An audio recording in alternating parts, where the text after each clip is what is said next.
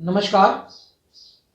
आज हम एक बहुत महत्वपूर्ण विषय पर चर्चा करने जा रहे हैं, जिस विषय से अक्सर लोग घबराते हैं, और विषय है मंगल दोष। मंगल दोष क्या होता है, कब होता है, इसी पर हम बात करते हैं। क्योंकि लोगों को अगर पता लग जाता है कि उनकी कुंडली में मंगल दोष है, या पेरेंट्स को पता लग जाता है कि उनके बच्चे की कुंडली में मंगल दोष है, तो वह चिंतित होने लगते हैं बच्चे के विवाह के बारे में। तो ऐसा क्यों होता है? अब हम मंगल दोष पर बात करेंगे कि मंगल दोष क्या होता है, मंगल दोष कैसे बनता है, कैसे कैंसिल होता है, और कैसे उसकी स्ट्रेंथ वीक हो जाती है। लेकिन लोग डर जाते हैं मंगल दोष के कारण, या उन्हें डरा दिया जाता है। लेकिन ऐसा घबराने की आवश्यकता नहीं है, इन सब चीज़ों का निवारण होता है। तो आज हम इसी पे चर्चा करते हैं, आपको बताते हैं कि मंगल दोष क्या होता है। ये है मंगल दोष। ये एक कुंडली है जिसमें ये जो बॉक्स होता है, ये पहला घर है, ये दूसरा घर, तीसरा घर, ये सब नंबर लिखे हुए हैं। लेकिन आपकी कुंडली में जरूरी नहीं कि पहले बॉक्स में एक ही नंबर लिखा हो, या कुछ और भी लिखा हो सकता है।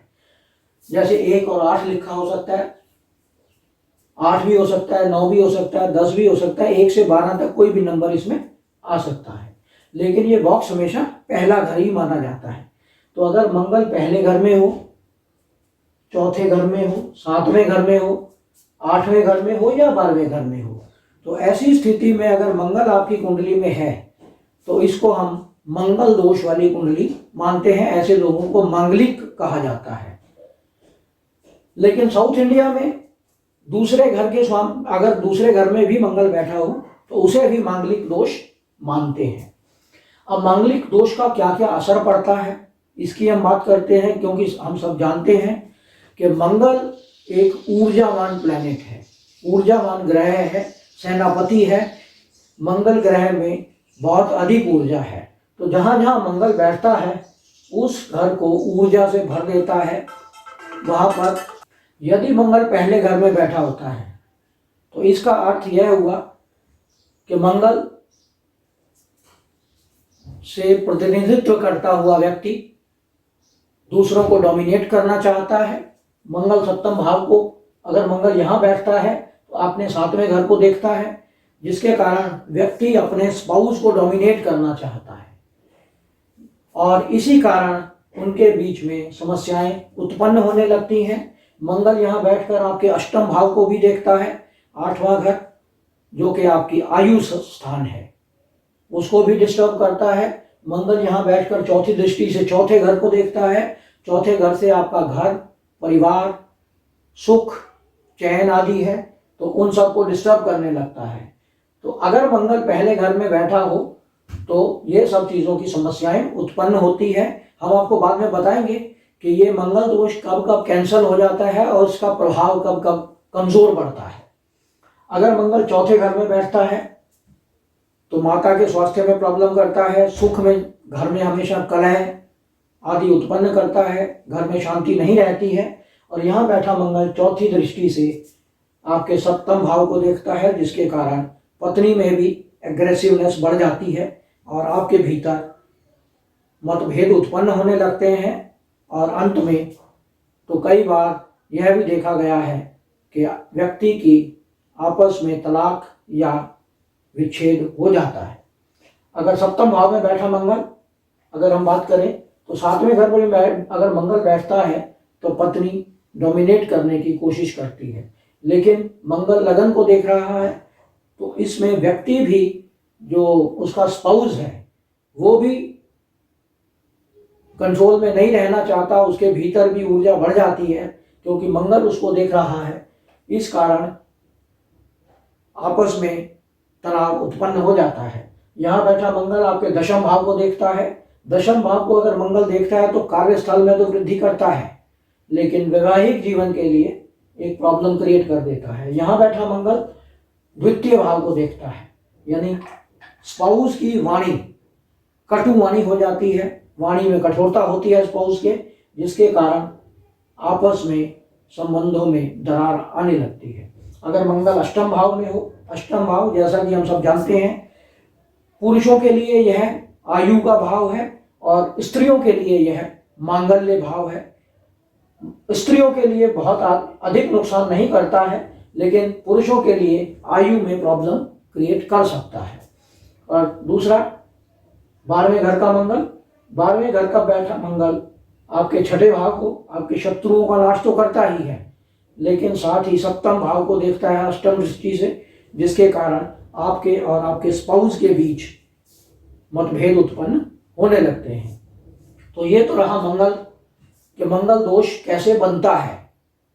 और अगर हम स्पाउस की कुंडली में भी मंगल सेम स्थिति में हो तो वह मंगल दोष कैंसल हो जाता है। मंगल दोष अब कैंसिल कैसे होता है, हम इसी पे बात करें, आपको समझाते हैं कि मंगल दोष कैंसिल कैसे हो जाता है।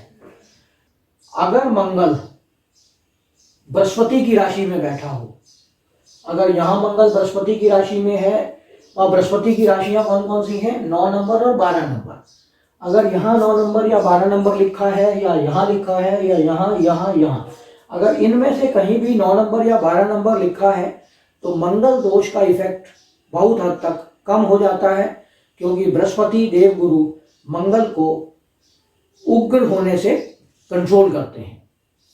इसी प्रकार यदि सप्तम भाव में मंगल कर्क राशि में या मकर राशि में हो, क्योंकि कर्क राशि मंगल की नीच राशि है लेकिन मित्र की राशि है, इसलिए मंगल वहां ज्यादा उत्पात नहीं मचा पाते। इसी प्रकार मंगल जब मकर राशि में होते हैं तो वह उच्च के होते हैं, प्रसन्न अवस्था में होते हैं, तो ऐसी स्थिति में भी मंगल किसी प्रकार की प्रॉब्लम क्रिएट नहीं करते। अगर मंगल कहीं भी कुंडली में बैठा हो, जैसे मंगल यहाँ, तो अगर इसे बृहस्पति देखते हो तो बृहस्पति कैसे देखते हैं, बृहस्पति हमेशा अपने से 5वें घर को और अपने से 7वें घर को और 9वें घर को, बृहस्पति की 3 दृष्टियां होती हैं। अगर बृहस्पति यहाँ बैठे हैं तो 7, 8, 9 इसको देख सकते हैं। अगर मंगल यहाँ है तो बृहस्पति यहाँ बैठकर 7, 8, 9 इसको देख सकते हैं, या बृहस्पति यहाँ बैठे हो तो यहाँ से देख सकते हैं, बृहस्पति यहाँ बैठे हो तो यहाँ से देख सकते हैं। यानी उससे 5वें घर से, 7वें घर से और 9वें घर से बृहस्पति उसको दृष्टि प्रदान कर सकते हैं। ऐसी स्थिति में भी मंगल दोष काफी कमजोर हो जाता है।